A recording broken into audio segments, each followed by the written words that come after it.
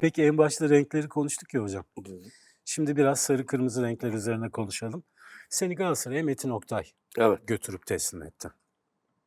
Bize biraz Taçsız Kral'dan bahset. Çünkü Metin Oktay sadece Galatasaray'ın değil, bütün spor severlerin, Evet. bütün futbol severlerin, bütün hangi renklere aşık olursa olsun Saygı duyuyorum. saygı duyduğumuz çok özel bir insandı. Birazcık senden dinleyelim kısaca. Ümit Milli Takım'ın Balkan Şampiyonası'ndan İstanbul Havaalanı'na indik Yeşilköy'e. Havalimanı Kaç yaşındasın? 19-20. Ee, Bir kalabalık var apronda yalnız. Tabii. Sivil kalabalık var apronda. Pist. Pistin Tabii orası. tabii içeride yani. İniyoruz biz merdivenden uçağın. Her ineni bir kişi kapıyor.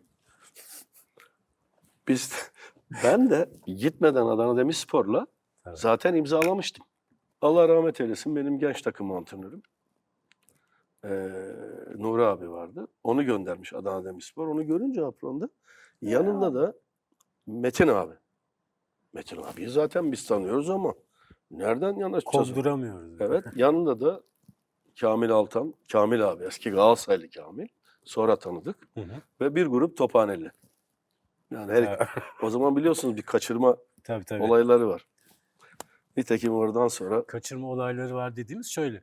Kaçırma diye bir enstrüman var o zaman. var ama Kaçırılıyor futbolcu. dünyanın en rahat eden insanısınız. Evet, çünkü kontratımız Fakat var. adı kaçırma. Nitekim annem El üstünde kaçırıyorlar. Annem ağlayarak seni kim kaçırdı diye Ha, onlar canım. da var sonradan. Ve Ali Yavaş yani Alo. benden o gün birkaç saat önce imzalamış Galatasaray'la. Biz de ondan Ümit bir takım arkadaşıyız Evet. daha önceden. Onu da getirmişler ben Fatih'i ikna ederim diye. Hep beraber Metin abiyi görünce biz tabii titredik. El ayak öptük kesildi tabii. tabii. Dediler ki biz seni istiyoruz. Ben dedim ki ya ben imzaladım. Dediler ki merak etme eğer sen istedikten sonra dedim isterim istemem mi? Nuri abi sağ olsun. Yani onu beni almaya göndermişlerdi. Sonra tabii çok kritik edildi, çok üzerine gidildi ama Fatih'in mutluluğu neyse ben ona geldim ama da. Metin abi dedi ki Nuri Bey biz akşama size de bana da yer ayırttık. Ben gidiyorum Adana'ya. Çünkü Muharrem abi rahmetlik Adana'nın büyük isimlerindendir. Hem sporcu olarak hem insan olarak. Onlar beni çok sever. Benim dışında kim giderse Fatih'i vermezler. Anladılar. Ben gider alır gelirim. Bu arada da Sadece senin evet demenle de olmaz. hayır, Orada büyüklerin ikna hayır. edilmesi Bu lazım. arada da Ali beni Florya'ya götürdü. Tesis. Yok, Yok meşhur Menekşe otellerden bir tesis, tanesine. tesise gittiniz. Yavru Ali diye bir abimiz vardı bizim, aslan gibi. Onu da yanımıza verdiler. Biz kaçırılmış olduk o tarafa doğru. Hı hı. Metin abiler akşam gitti. Ve bayağı sürdü orası. Hakikaten Metin abi olmasa Adana Demirspor vermezdi. Çok büyük hatırı var tabii herkeste. Çok büyük değil mi? hatırı vardı. En son babamla rahmetlikle bir konuşması var. Babam diyor ki eti senin kemiği bizim. Madem sen varsın ben sana teslim ediyorum. Nitekim Metin abi o elim kazaya geçirinceye kadar bizim onunla olan ilişkimizi herhalde kimse yaşamamıştır. Baba oğul gibi. Baba oğul gibi. Bir defa ben 8 Temmuz'da Adada Galatasaray sezon açtı. Fakat ben Demirsporlu muyum, Galatasaraylı mıyım belli Bilmiyorsun. değil. Beni rahmetlik Süha Özgermi ve kulüp müdürümüz ve Mecidiyeköy noteri ufak odaya çağırdılar adada.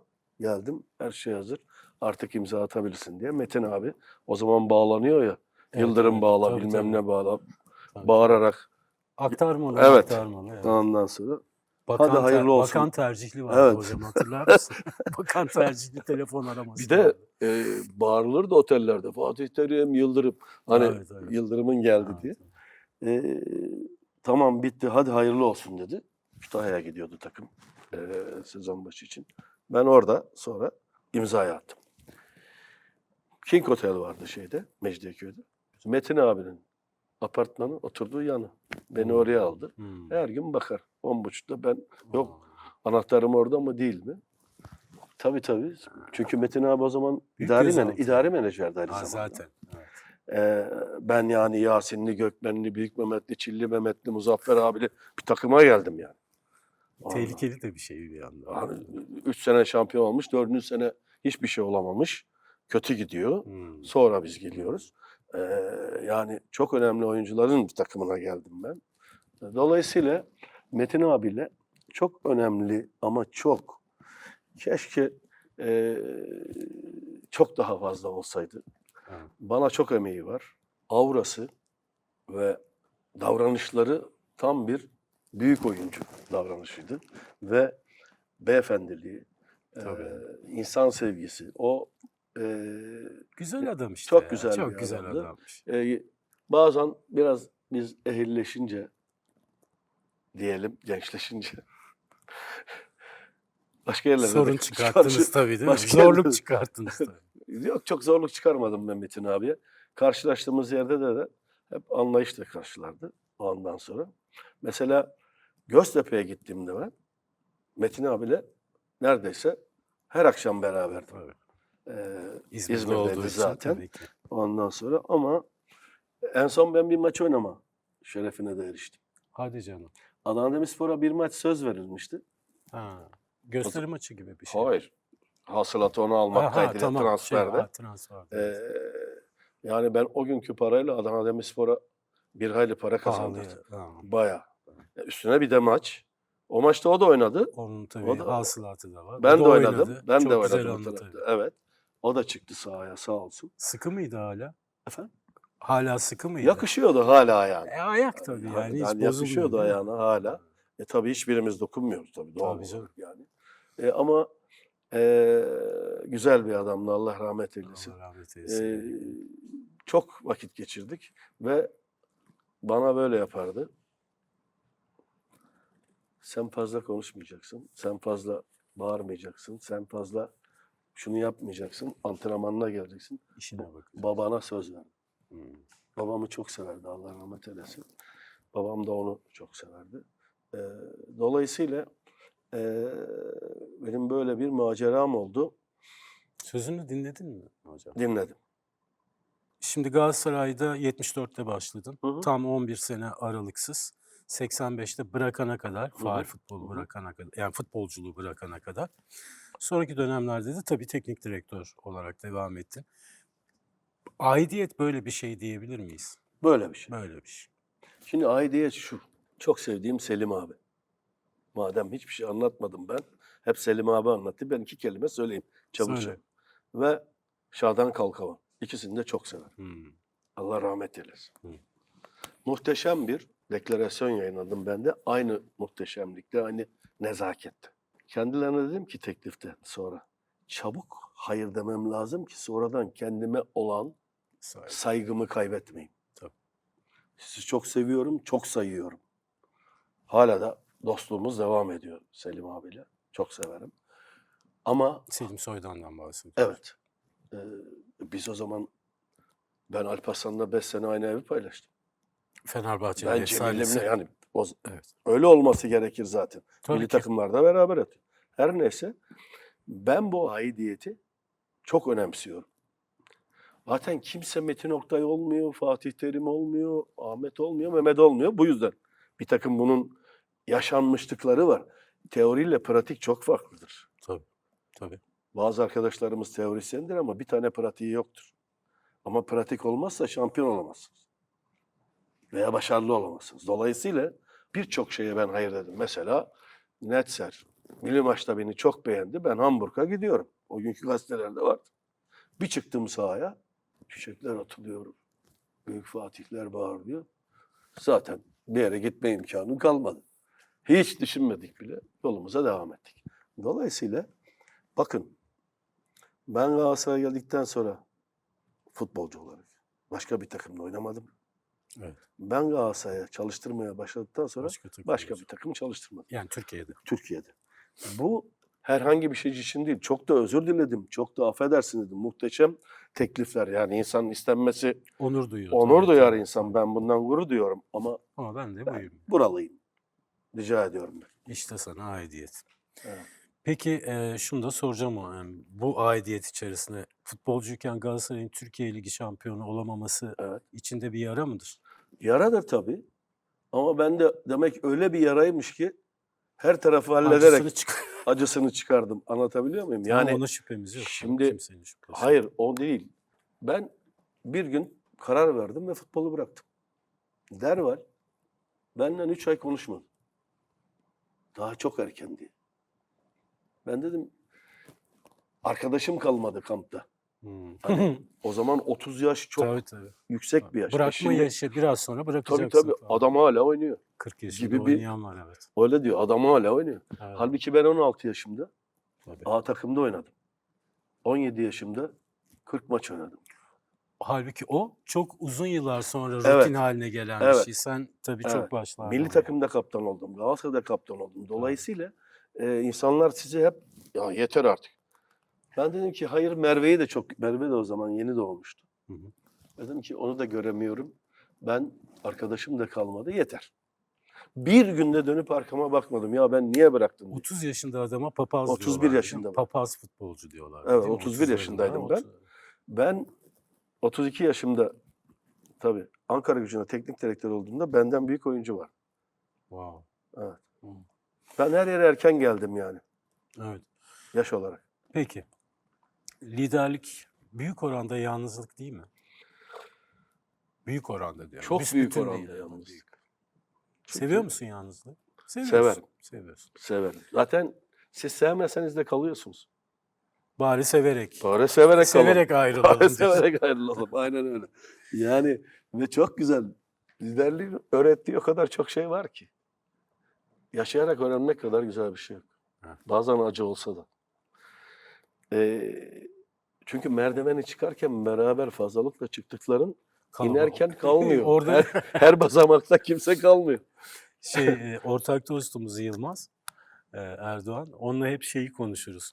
Ya bu antrenörlerin, futbolcuların gelirken nasıl karşılandıklarına değil de bir giderken nasıl yolcu edildiklerine Bana bir gönül bakmak koydu. lazım diye. Bizim taraftarlarımız bana gönül koydu. Bunu biliyorum. Ben son çalışmamda Galatasaray'da bütün ekibime dedim ki lütfen rica ediyorum. Bunu beyanat olarak da verdim. Giderken yolcu edelim. Tabii. Giderken bize diyoruz 2 valizle.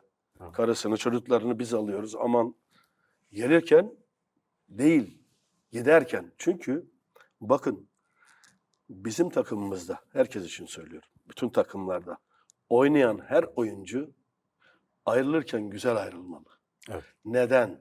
Onlar bizim doğal ambasadorlarımız. Tabii. Gittikleri yerlerde ben A takımda böyleydim, B takımda, Z takımda böyle. Tabii. Dolayısıyla bunu esirgememeliyiz. Gelirken büyük sevgilerle gelelim, giderken hiç kimse olmasın. Futbol şubesi sorumlularıyla Gölgemizi alıp gitsinler. gidelim. Bu hoş değil. Olmaz. Bu hoş değil. Yaklaşık yarım asır Galatasaray. Evet. 50 yıl oldu.